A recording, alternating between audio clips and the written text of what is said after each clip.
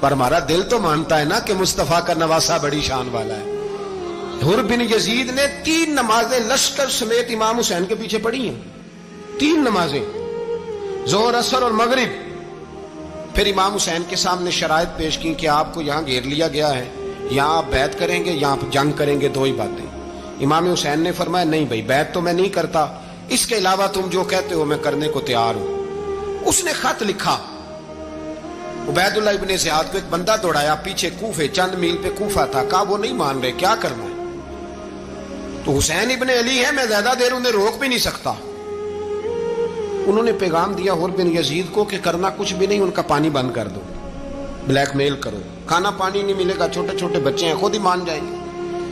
حضرت امام علی مقام کے بارے میں حر کے پاس جب یہ پیغام آیا تو حر کہنے لگا میری طبیعت نہیں مانتی حسین پر پانی بند کروں۔